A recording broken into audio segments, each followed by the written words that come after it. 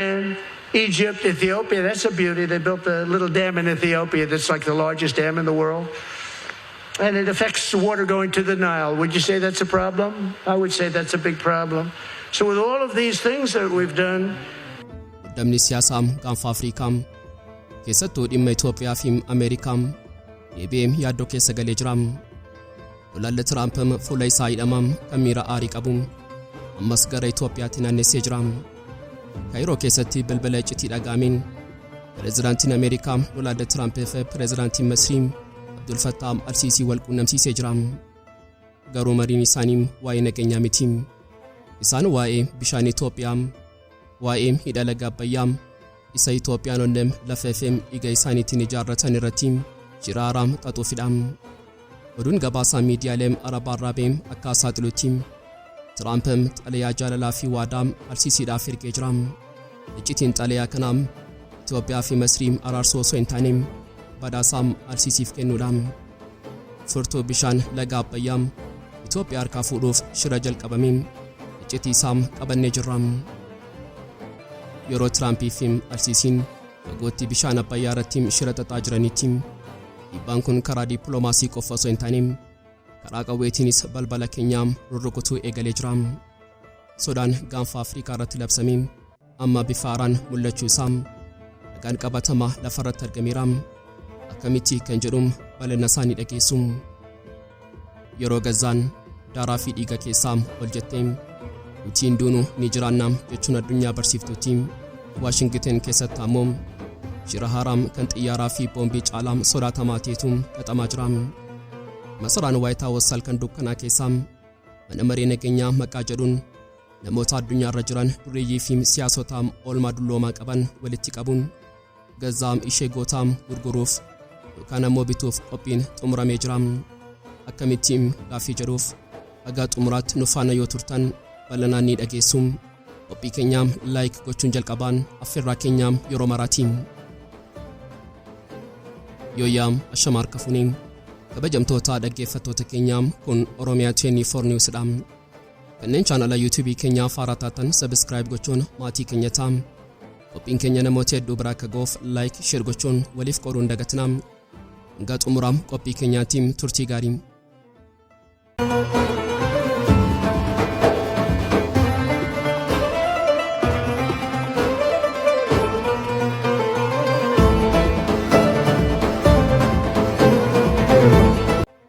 Yeroom addunyaan ijasheem giddu galeessaa fi waraanaam Iraan irraa keessee jirtutti Kaayiroo keessatti balbala iccitii tokko dhagaamee jira.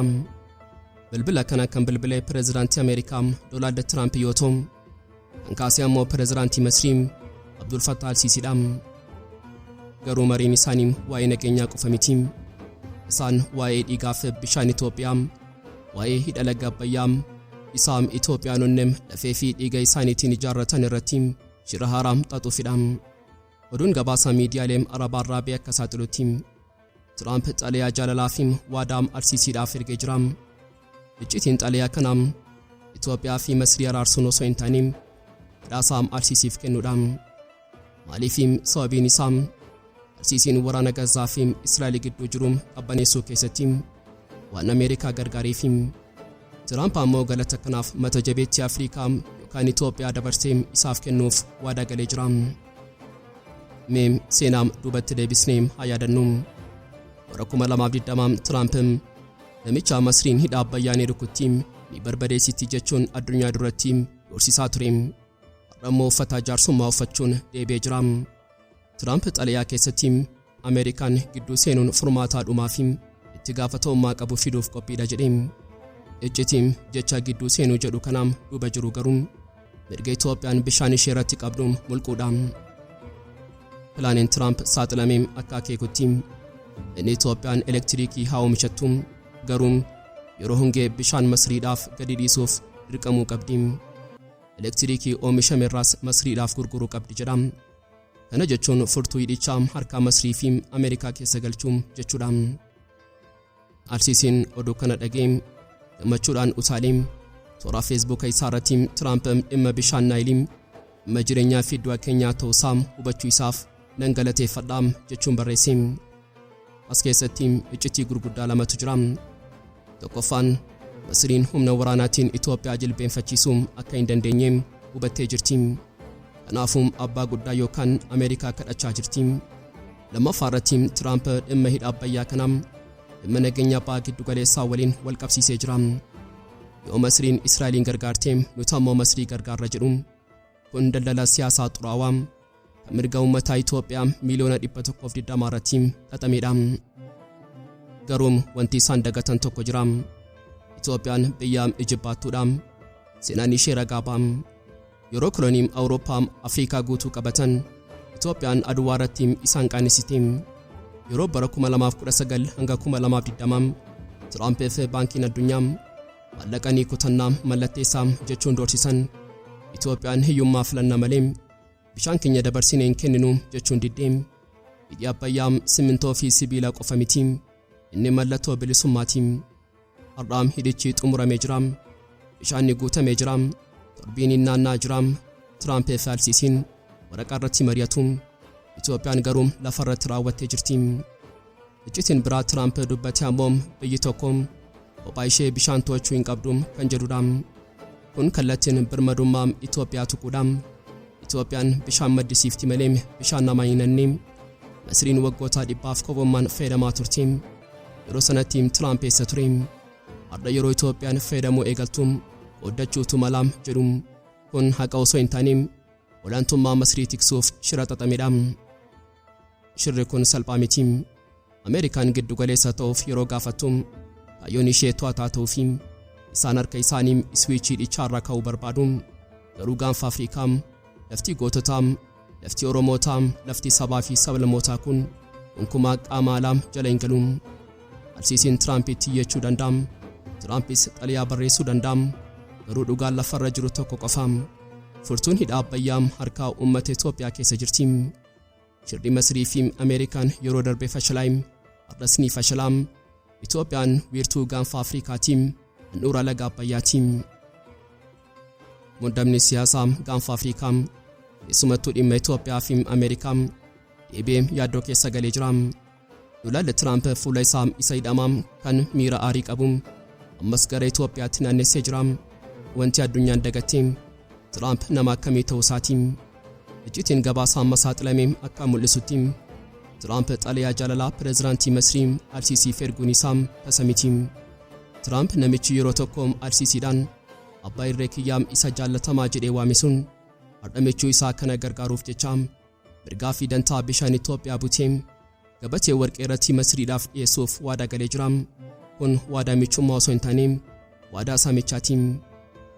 Ameerikaan ishee yeroo hundaa dimokiraasii fi mirga namoomaa jechuun addunyaa gowwomsitu har'aa guuggii ishee ofirraa baastee qullaa dhaabbattee jirti. Biyyi seera qabdi jedhamtuun seera dhablummaan dhuunfatamtee jirti. Dur yoo xiqqaate birmadummaa biyyaanii kabajnaa jedhu ture. Har'a garuu Tiraamp dhufee Itoophiyaan bishaan ishee fayyadamuu hin qabdu jechuun seera addunyaa dhiitee fedhii Masrii guutuuf tattaafata. Kun kan agarsiisu Ameerikaan dimokiraasiif osoo hin taane faayidaa fi abbootii irree jabeessuuf kan dhaabbatte ta'uu isheeti. Garuu seenaan ragaadha. Masriin Itoophiyaa jilbeenfachiisuuf humna lagaa fayyadamuun har'a hin eegalle.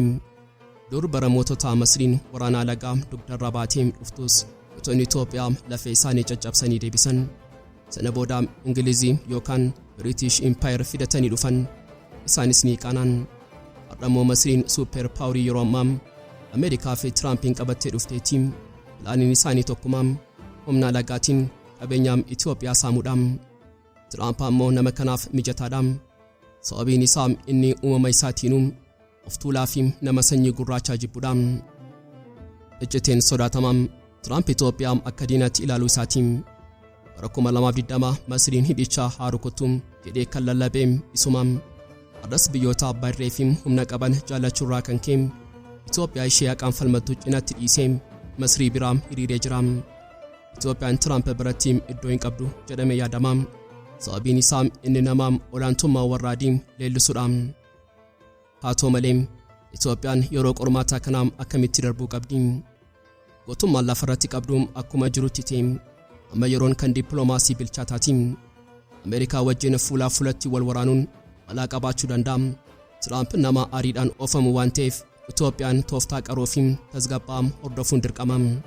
Jabina Masriin Ameerikaa irraa argatte kanaan ogummaa dippiloomaasiin fashaleessuu qabdi. Itoophiyaan Ijippaattuudhaan yeroo jedhamu lola qofa osoo hin taane obsaa fi haqaanii seenaa mootolii fi Ingilizii irra ga'e Tiraamp irras ni ga'a. Garuu hanga sun ta'utti jabinaan tokkummaa ishee eeggachuu qabdi. Itoophiyaan onne bishaan keenyaa dhiiga keenyaa Tiraampis ta'e Alsisiin kana jijjiiruu hin danda'an jechuun dhaadatu. Yeroo Tiraamp fi Alsisiin fagootti bilbilaan bishaan Abbayyaa irratti shira xaxaa jiranitti dhiibbaan kun karaa dippiloomaasii qofa osoo hin taane karaa qawweetiinis balbala keenyaa rurrukutuu eegalee jira. Sodaan gaanfa Afrikaa irratti labsamee amma bifa haaraan mul'achuu isaa ragaan qabatamaa lafarratti argamee jira. Oduun gabaasaa BBC fi miidiyaalee idil addunyaa irraa ba'e akka saaxilutti mootummaan Eertiraa inni yeroo dhiyoo michuu Itoophiyaa ture amma jechoota waraanaa dubbachuu fi Itoophiyaan waraana barbaaddi jedhee himachuu eegalee jira. Garuu dubbii afaanii duubaa iccitii rasaasaa fi dhiigaatu jira. Iccitiin poolisiin federaalaa Itoophiyaa saaxilee kanaan hubadhaa. Rasaasni 56,000 sanyii midhaanii miti sanyii du'aati. Rasaasni hanga naga'uun kilaashii fi bireenii dabalatee dhoksaan karaa Eertiraan garsaatti Eppalaaf jedhamuun gara naannoo Amaaraa seenee harka shakkamtoota faannoo seenuuf ture to'annoo jala oolee jira. Kun wanta saamiti. Yeroo Tiraamp Ameerikaa irraa Itoophiyaan bishaan gadhiisuu qabdi jedhu ollaan keenya Eertiraan ammoo meeshaa waraanaa lafa jalaan erguun ishee shirri kun bakka tokkotti kan qindaa'e ta'uusaa mirkaneessa. Diinonni keenya karaa tokkoon dinagdee fi dippiloomaasiin karaa kaaniin ammoo waraana waliin keessoo biyyattiitti jabeessuuf meeshaa dhiyeessuu irratti hojjechaa jiru. Ministeerri odeeffannoo Eertiraa Yamaane Gabra Masqal Itoophiyaan waraana jalqabuuf sababa barbaadaa jirti jechuun addunyaatti iyyus dhugaa lafarra jiru Itoophiyaan waraana osoo hin taane karra galaanaa fi misoomaa kan barbaadudha. Garuu pirezidaantiin Eertiraa Isaayyaas Afeworqiin gaaffii misoomaa kanaa akka sodaa waraanaatti kun nuti of ittisuuf qophiidha jechuun labse. Wanti nama ajaa'ibu TPLF fi Eertiraan warri kaleessaa diina waliif turan har'a Itoophiyaa dadhabsiisuuf jecha iccitiin wal qunnamuu isaaniiti. Poolisiin Itoophiyaa ragaa qabatee meeshaan kun Eertiraa irraa ka'e Maqalee keessa darbee waldiyaatti qabame jechuun saaxiluun isaa inni keessoo fi alaa wal qabatee biyyattii kuffisuuf halkanii fi guyyaa hojjechaa akka jiru agarsiisa. Iccitiin guddaan as keessa jiru Tiraamp fi Alsisiin Itoophiyaa dadhabsiisuuf bitamtoota naannoo keessaa barbaaduu isaaniiti. Eertiraan sababa barbaaddii TPLF carraa eeggatti Ameerikaan immoo haala mijeessiti. Garuu isaan waan tokko dagatan Itoophiyaan biyya rasaasaa 56,000 qofa osoo hin taane waraana lagaa 10,000 dhufee qolattee deebistedha. TPLF sobaam ajandaa jijjiiruu fi jechuun altos qabamu meeshaa kanaam waan haalamu miti. Akeekkachiisaa guddaadha. Diinonni Itoophiyaan bishaan ishee akka hin fayyadamne karra galaanaa akka hin argannee fi keessoon akka hin tasgabboofne godhanii yeroo hundaa akka wal waraantuu barbaadu. Kanaafuu wanti har'a ta'aa jiru shira walxaxaa fi qindaadha. Bilbilee Tiraamp Alsisiif bilbilee rasaasa Eertiraan lafa jalaan ergitee fi iyyuu waraanni dhufaa jira jedhu kun qaama piroojektota guddaa tokkooti. Sunis Itoophiyaa jilbeenfachiisuudha. Garuu biyyeen aduwaa irratti hin jilbeenfatiin har'as shira kana hundaa fashaleessuuf humnaa fi jibbaattummaa qabdi. Poolisiin biyyattii dammaqinaan shira kana saaxiluun isaa Itoophiyaa cufamee akka hin rafne diina barsiisee jira. Tiraamp ta'e Isaayyaas Alsisi ta'e TPLF dhugaan jiru tokko qofa Itoophiyaan shiraan hin kuftu kan jedhu ergaa mootummaa Itoophiyaati. Yeroo Gazaan daaraa fi dhiiga keessaa ol jettee nuti hin duunu ni jiraannaa jechuun addunyaa barsiiftuutti. Waashingiten keessatti ammoo shiraaraam kan xiyyaaraa fi boombii caalaa sodaatamaa ta'etu xaxamaa jira. Saraan White House halkan dukkana keessaa mana marii nageenyaa maqaa jedhuun namoota addunyaa irra jiran dureeyyii fi namoota siyaasaa olmaa dulloomaa qaban walitti qabuun Gaazaa ishee gootaa gurguruuf yookaan bituuf qophiin xumuramee jira. Iccitiin gabaasaa White House irraa ba'e akka saaxilutti kun marii nagaa osoo hin taane bulchiinsa alagaa uummata Gaazaa irratti fe'uuf karoorfamedha. Seenaan gootummaa Gaazaa haa yaadannu. Waggaa 2 guutuu waggaa 2 boombii samiirraa roobee lafti jalaan kirkiree beellee fi dheebuun uummata kanarra ga'e addunyaan Gazaa ni dhumatti ni baddi jechuun eegdeem garuu Gazaan hin banneem. Gazaan mootummaa addunyaan Siinaa keessatti takka hin argineem agarsiifteem. Daa'imni Gazaa dhalatu bombii jalaa beem ani Falastiin jedhee dhalatam. Haadholiin ijoollee isaanii awwaalanii bilisummaa jedhanii dhaadatu. Israa'el ishee humna waraanaatiin of toltu lamaaf waraanuun Gazaa jilbeenfachiisuu dadhabdeem. Tiraampiif Netanyahuun iccitii kanaam hubatanii jiru. Qawween isaan cabsuu dadhabnaan amma maallaqaan haa binnu jechuun tooftaa jijjiirratan. Har'aam Koree Nageenyaa jechuun kan isaan muudan eenyuufi maqoota kanaam yeroo dhageessan iccitii shira kanaa ni hubattu. Tokkoffaarrattiim Jared Kushner inni saayiba Tiraamp FM hiriyaa guddaa Israa'elidhaam. Namichi kun kanaan duraam Gazaan iddoom gamoo daldalaa ijaaruuf mijattuudhaam jechaa ture. Dhawwaa'ee nagaa osoo hin taaneem lafa Gazaa qulqulleessaniim hoteelaam ijaarrachuu abjootaam. Lammaffaan Tooni Bileer muummee ministeeraam Ingilizii duraaniim namichaam Iraaq balleesse sanatuum deebee dhufeem. Sadaffaarrattiim Maark Roowaaniifiim ajaa'ibaangaam yookaan pirezidaantii baankii addunyaam kunniin dureeyyiidhaam. Ergaan isaanii fadhaam Gazaa deebisnee ijaarraam garuu birmadummaa keessan nu kennitaniim qawwee keessan lafa keessum. Iccitiin inni sodaatamaan ammoo Muddama Jaasper Jeefersiitiim. Namichi kun jeneraala Ameerikaatiim. Aangoon isaam ajajaa humna tasgabbiim idil addunyaa jedhamaam. Hojiin isaam inni guddaan qawweem hiikkachiisuudhaam. Kunootiim shirri guddaam. Israa'el waraanaan gootota Gazaam qawwee hiikkachiisuu waan dadhabdeef amma maqaa nageenyaafiim gargaarsaa jedhuun jeneraala Ameerikaaf fayyadamteem leencota Gazaam qeensa kutuu barbaaddiim. Yoo qawwee gadi dhiisan nyaata isiniif kenninaam. Yoo qawwee gadi dhiisan mana isiniif ijaarra jechaa jirum. Kun nagaa osoo hin taaneem gabrummaam ammayyawaatiim. As keessattiim biyyoonni Arabaafiim ollaanis kiyyoo keessaam galanii jirum. Masriin, Qatar, Maareetii fi Turkiin horii kana keessatti maqaan isaanii dhaamee jiraam. Ameerikaan isaan fayyadamteem ilaalaam obboloonni keessanuum isii wajjin jiru jechuun Gazaa gowwoomsuuf yaaltiim. Tiraamp doolaara biiliyoonaan dhangalaasneem Gazaam Siingaaporii fakkeessina jiraam. Garuu gootonni Gazaam waan tokko addunyaa barsiisanii jiru. Kabajni hin gurguramuum. Kanaafuu wanti har'aa White House keessatti labsame kun mana marii nageenyaa osoo hin taaneem gabaa Gazaatiim. Tiraamp fi Netanyahuun lafee daa'imman Gazaarra deemaniim daldala siyaasaa gaggeessaa jiru. Garuu uummanni waggaa lamaaf ibidda nyaatee jiraatiim. Har'aa shira Kushnerii fi Bileer kanaan ni gowwamaam. Seenaan Gazaa ragaadhaam. Isaan hiyyummaa keessa jiraachuu filanna malee qawwee keenya gurguranneem alagaaf hin jilbeenfannu jedhu. Marsaan lammaffaam waraana kanaam waraana qawwee qofa osoo hin taaneem waraana sammuufiim waraana birmadummaatiim. Gazaan har'as borus mallattoo gootummaa taateem itti fuftiim.